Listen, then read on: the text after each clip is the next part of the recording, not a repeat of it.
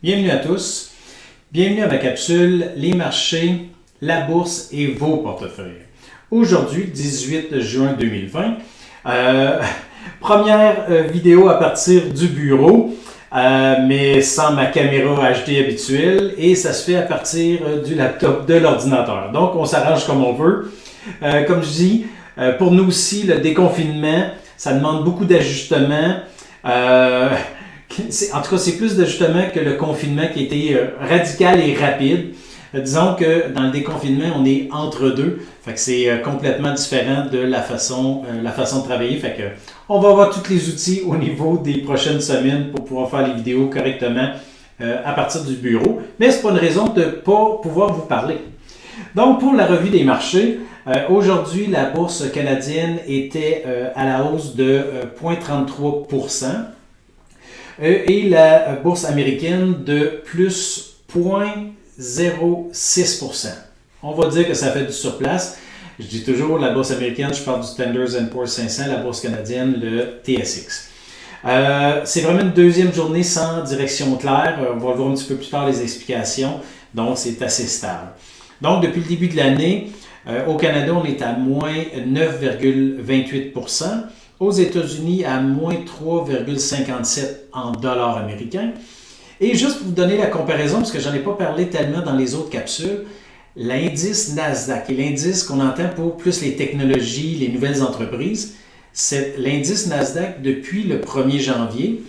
On est à la hausse de 10,82% en dollars aussi américains. Donc, c'est vraiment une grosse différence. C'est pour ça que, dépendamment des gestionnaires que vous avez dans votre portefeuille, les actions que vous avez dans votre portefeuille, les gens qui avaient plus de technologie s'en sont mieux sortis cette fois-là. Donc, nos gestionnaires, ceux qui étaient plus aux États-Unis, plus en techno, ont bien fait. C'est une des raisons, puis je vais vous dire par rapport au portefeuille, qu'on a bien performé par rapport aux indices parce que les gestionnaires qu'on a s'étaient bien positionnés au niveau de la technologie. Donc, c'est pour vous dire, c'est pas juste qu'on fait des miracles, ça dépend des gestionnaires, mais il y a une grosse différence. On est quand même aux États-Unis, l'indice principal, moins 3,5, j'arrondis, alors que la bourse Nasdaq, 10,8. Gros écart de rendement, dépendamment dans quel secteur on était. Ce que ça fait que nos portefeuilles, en date d'hier, toujours avant les honoraires, notre portefeuille modéré, environ 40% d'actions, plus 3,56, équilibré, 60% d'actions, 4,38. Et notre portefeuille de croissance, 70% en actions, 5,5%. On a un portefeuille de croissance agressive et conservatrice. C'est les extrêmes. Je vous montre un peu le centre où la majorité des clients se retrouvent. Ça vous donne un peu une idée d'où on se situe. Donc, comme je vous disais, pas de direction claire sur les marchés. Les investisseurs, dans le fond, ce qu'ils font en ce moment, c'est qu'ils évaluent les impacts de la hausse des cas de coronavirus, qui est dans le fond négatif. Et de l'autre côté, ils s'aperçoivent bien qu'il va y avoir une reprise économique, mais peut-être plus lente que pensée. Fait que le V va peut-être s'étirer un petit peu, comme on disait au départ dans une des autres capsules. Ça va être peut-être un peu plus bâton de hockey. C'est sûr que ça va monter vite. Au niveau de la bourse, on va peut-être avoir une stabilité. Et ça fait du sens. On ne peut pas monter à des taux toujours incroyables comme on le fait depuis un mois, 2 mois. Depuis vraiment le mois d'avril, c'est une hausse quand même assez importante. On ne peut pas regarder à ce rythme-là. Quand ça monte vite, ça peut baisser vite. Fait que c'est mieux d'avoir vaut mieux que 2, tu l'auras, d'avoir un rythme plus régulier. C'est ce qu'on risque d'avoir dans les prochains temps. Dans les choses justement positifs et négatifs, je vous envoie un petit peu comme ça. Ce qui est positif, c'est qu'on voit vraiment que la reprise est là. Il y a beaucoup d'indices qui nous le montrent. Fait que ça, l'économie repart. Au niveau de l'emploi, pas autant, parce qu'on s'aperçoit que l'inscription du chômage, elle baisse, mais elle ne baisse pas aussi vite que les analystes ou les économistes s'attendent. Fait que l'économie repart, le chômage ne baisse pas aussi vite.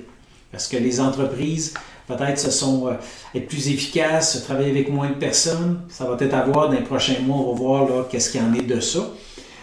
Aussi, l'indice de l'activité économique de la région de Philadelphie. C'est un indice qui est souvent utilisé comme baromètre pour les États-Unis. Donc, une amélioration plus forte qu'attendue. Donc, au niveau économique, on sent que ça reprend. Les emplois vont sûrement suivre au fil du temps. Pourquoi? C'est que c'est toujours comme ça. Lorsqu'on est en croissance, ça commence à diminuer. Les entreprises, ils attendent toujours avant de mettre à pied des gens. Là, ça s'est fait très vite en masse. Et quand ça repart, on attend à la dernière minute parce qu'on n'est pas sûr, ça va-tu bien repartir ou pas. Fait qu'on attend avant d'engager du monde. Fait que c'est pour ça que normalement, puis c'est typique. On ne dit pas que c'est une crise économique, pas une crise, mais une récession, parce que c'est vraiment été volontaire, mais ça suit un peu le même pattern que les emplois, ils suivent, excusez le mot anglophone, ça lag, c'est un petit peu en retard de l'économie. C'est ce qu'on voit un petit peu se reproduire dans ça.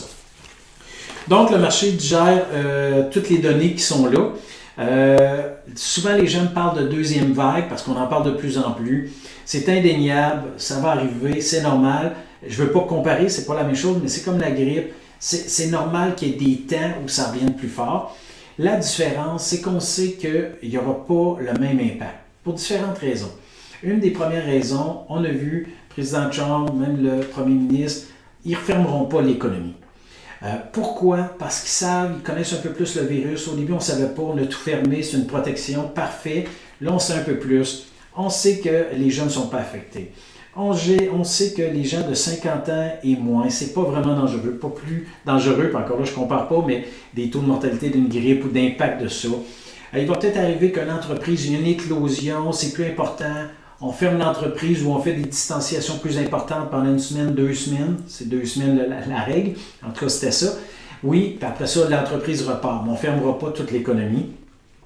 De la même chose, ce qui est important, ça va être de mettre nos ressources sur les plus vulnérables parce qu'on s'aperçoit que les plus jeunes ou qui n'ont pas des problèmes de santé, pas vraiment de risque.